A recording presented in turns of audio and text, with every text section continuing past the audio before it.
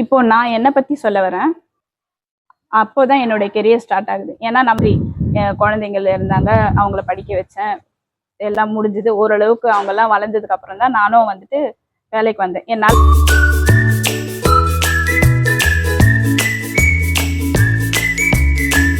Welcome to our channel. இது ஒரு promotion video கிடையாது. மார்ச் 8 விமன்ஸ் டே வரப்போகுது இல்லையா, அதுக்கான விமன்ஸ்க்கான ஒரு மோட்டிவேஷன் அண்ட் விஷஸ் வீடியோ தான் இது. இன்னைக்கு அதுக்காக நம்ம ஒரு ஸ்பெஷல் கெஸ்ட் மீட் பண்ண போறோம். அவங்க யார் அப்படின்னா, ஆசிரியர் பணியை அறப்பணி, அதற்கே உன்னை அர்ப்பணி. மேம் எப்படி இருக்கீங்க? நல்லா இருக்கேன். உங்களோட நேம் சொல்லிடுங்க. என் பெயர் கோகிலா. நீங்க என்னவா ஒர்க் பண்ணிட்டு இருக்கீங்க? எவ்வளவு வருஷமா ஒர்க் பண்ணிட்டு இருக்கீங்க? நான் டீச்சரா ஒர்க் பண்ணிட்டு இருக்கேன். 6 வருஷமா 6 இயர்ஸா நான் ஒர்க் பண்ணிட்டு இருக்கேன். டீச்சரா நீங்க ஒர்க் பண்ணிட்டு இருக்கீங்க. அப்போ டெய்லி ஸ்டூடெண்ட்ஸ் பார்க்கும்போது உங்களுக்கு அந்த அனுபவம் எப்படி இருக்கும்? ஏன்னா பேரண்ட்ஸ் கூட இருக்கிறத விட குழந்தைங்க டீச்சர்ஸ் கூட தான் நிறைய டைம் ஸ்பெண்ட் பண்ணுவாங்க இல்லையா? அப்போ உங்களுக்கு அந்த எக்ஸ்பீரியன்ஸ் எப்படி இருக்கும்? அந்த குழந்தைங்களை பார்க்கும்போது நமக்கு ஒரு சந்தோஷத்துல நம்ம கஷ்டமெல்லாம் மறந்து அந்த ஸ்கூலுக்குள்ள என்டர் ஆகும் போதே நம்மளுக்கு ஒரு சந்தோஷம், ஹாப்பியா அப்பா நம்ம இன்னைக்கு ஏதோ ஒன்று கற்றுக் கொடுக்க போறோம், பசங்களுக்கு ஏதோ ஒன்று டீச் பண்ண போறோம் அப்படின்ற ஒரு சந்தோஷத்தோட நான் பள்ளிக்குள்ள நுழைவேன் எப்பயுமே.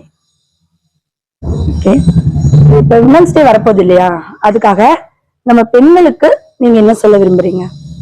பெண்கள் தினத்தை பத்தி நான் இப்ப என்ன சொல்ல வரேன்னா, பெண்கள் தினம் அப்படின்னா என்ன, எதுக்காக இது கொண்டாடுறாங்க அப்படின்னாக்கா, நியூயார்க்ல 1882ஆம் ஆண்டு ஒரு போராட்டம் பண்றாங்க. பெண்கள் எல்லாம் கூடி அது பஞ்சாலையில ஒரு போராட்டம் பண்றாங்க. ஆண்களுக்கு நிகராக பெண்களுக்கும் ஊதியம் வேண்டும் அப்படின்றது பேஸ் பண்ணி ஒரு போராட்டம் நடத்துறாங்க.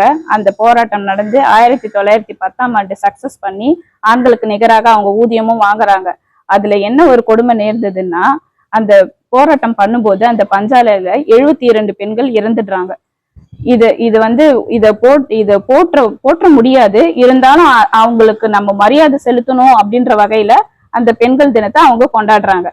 இதுதான் பெண்கள் தினம் நம்ம கொண்டாடுறது. ஆனா இப்ப காலகட்டத்துல பெண்கள் தினம் எப்படி கொண்டாடுறாங்கன்னா, ஒரு அழகி போட்டி நடத்தி, ஒரு கோல போட்டி நடத்தி, என்னென்னமோ தேவையில்லாத போட்டிகள் நடத்தி ஒரு பெண்கள் தினம் கொண்டாடுறாங்க. பெண்கள் தினம் அப்படின்றது என்ன அப்படின்றது தெரியணுன்றதுக்காக தான் நான் உங்களுக்கு இதை சொன்னேன்.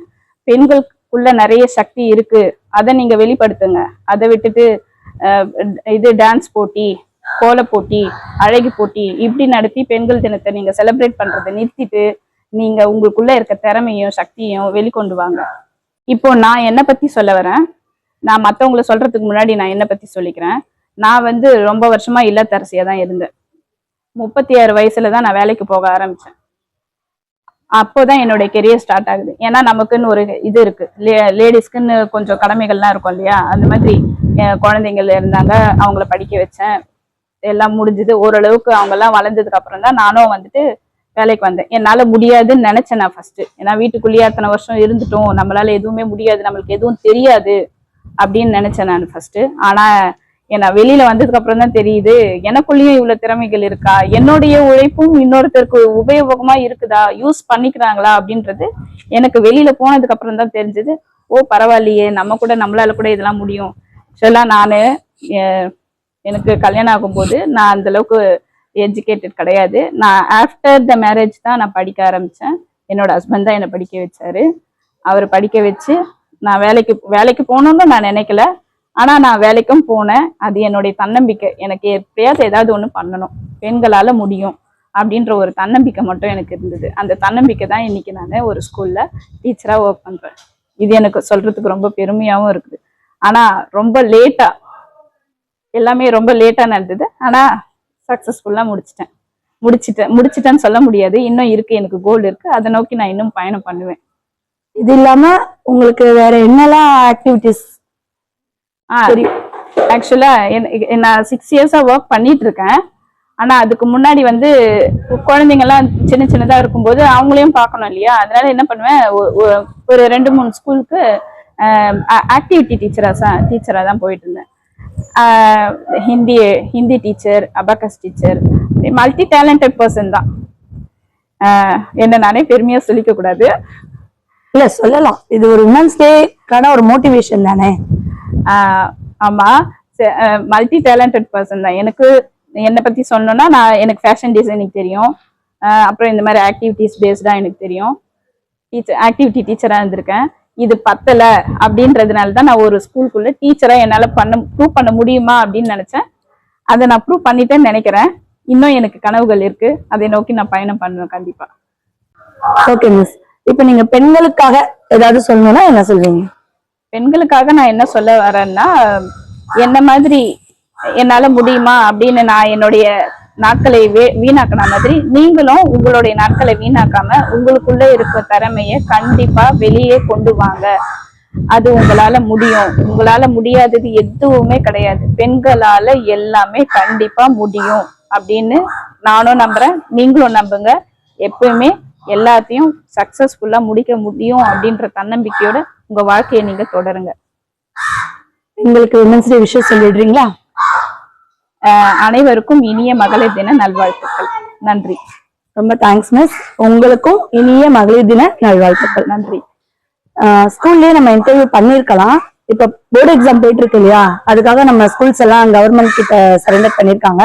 ஸோ நம்மளால ஸ்கூல்ல இன்டர்வியூ பண்ண முடியல, அதனாலதான் வெளியே பண்ணிட்டு இருக்கிறோம். சரி, விமன்ஸ் டேக்குள்ள இந்த வீடியோஸ் எடுக்கணும் அப்படின்றதுக்காக நம்ம வெளியே வீடியோஸ் எடுத்துட்டு இருக்கோம்.